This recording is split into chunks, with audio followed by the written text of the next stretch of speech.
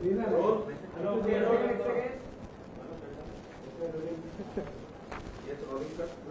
सुरू ठीक आहे. मी आपल्या सगळ्यांचं स्वागत करतो मातोश्रीमध्ये.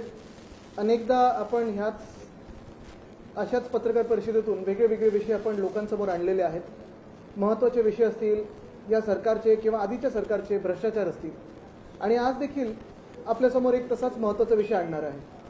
तसं पाहायला गेलं तर आज 1 एप्रिल आहे. जगभरात एप्रिल फुल्स डे असा साजरा होतो आणि आपल्याकडे अच्छे दिन असा साजरा होतो. महाराष्ट्रात सरकार गठीत झालेलं आहे निवडणूक आयोगाच्या आशीर्वादामुळे. त्याला सगळ्यात चांगलं नाव, कारण काय अनेक नावं असतात, जसं आमचं युती सरकार होतं, मग महाविकास आघाडी सरकार होतं, तसं ह्या सरकारचं नाव मला वाटतं एप्रिल फुल सरकार द्यायला पाहिजे. कारण गेल्या 100 दिवसामध्ये तसं पाहायला गेलं तर दंगली असतील, वेगळ्या वेगळ्या घडामोडी असतील, घटना असतील, दुर्दैवी घटना असतील, पण एक सुद्धा चांगली पॉलिसी, एक सुद्धा चांगलं काही काम हे 100 दिवसात लोकांसमोर आलेलं नाहीये. कुठचंही नवीन योजना लोकांसमोर आणलेली नाहीये. तसं पाहायला गेलं तर जुन्या योजना काही चांगल्या होत्या ते बंद करण्याच्या प्रयत्नात आहेत. आणि सगळ्यात महत्त्वाचं म्हणजे जर आपण पाहिलं तर हे एप्रिल फुल सरकार काय जे मी म्हणतो, तर लाडकी बहीण 2,500 करणार होते, ते अजून 1,500च राहिलेले आहेत. आता तर मला वाटतं योजना बंद व्हायच्या मार्गावर आहे. लाडका भाऊ योजना बंद करून टाकलेली आहे.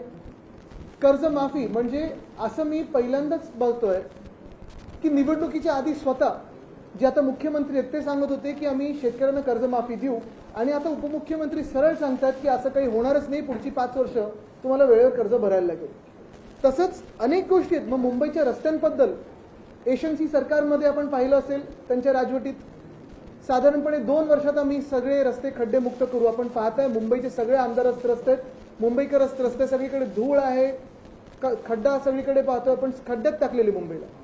आणि आजचा जो महत्त्वाचा विषय जो आपल्यासमोर आणायचा आहे तो हाच आहे की आपल्याला आठवत असेल 2-3 महिन्यापूर्वी पत्रकार परिषद घेऊन सांगितलं होतं की मुंबईवर अदानी टॅक्स हा लावला जाणार. आजच पेपरमध्ये मी सगळीकडे वाचलं, काल मुंबई महानगरपालिकेची प्रेस नोट आलेली आहे की सॉलिड वेस्ट मॅनेजमेंट म्हणजे घनकचऱ्याचं जे नियंत्रण असतं किंवा कचरा ज्याला आपण बोलतो, म्हणजे एशनसीचा कचरा वेगळा, हा आपण जो साधारणपणे प्रत्येक घरातून असेल, प्रत्येक रेस्टॉरंटमधून असेल, दुकानातून असेल, पहिल्यांदा मुंबईच्या इतिहासात आता कचऱ्यावर शुल्क लावलं जाणार आहे. दंड वाढवलं जाणार आहे, दंडात्मक कारवाई होणार. कोणी थुकलं, कोणी कचरा टाकला, ठीक आहे, 100% मान्य, ते दंड वाढलेच पाहिजेत आणि तसे दंड लागू देखील केले पाहिजेत. पण पहिल्यांदा युजर फी ही वेस्ट मॅनेजमेंटवर आता लावली जाणार आहे. हे कशासाठी होत आहे, हे कोणासाठी होत आहे, ही परिस्थिती आणली कशामुळे, कोणी परिस्थिती आणली मुंबईवर, ह्याचा विचार आपण थोडा खोलावर केला पाहिजे.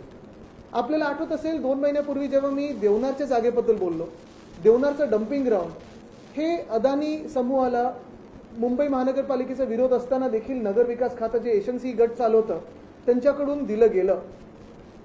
तेच देवनारचं डम्पिंग ग्राउंड आता पुन्हा एकदा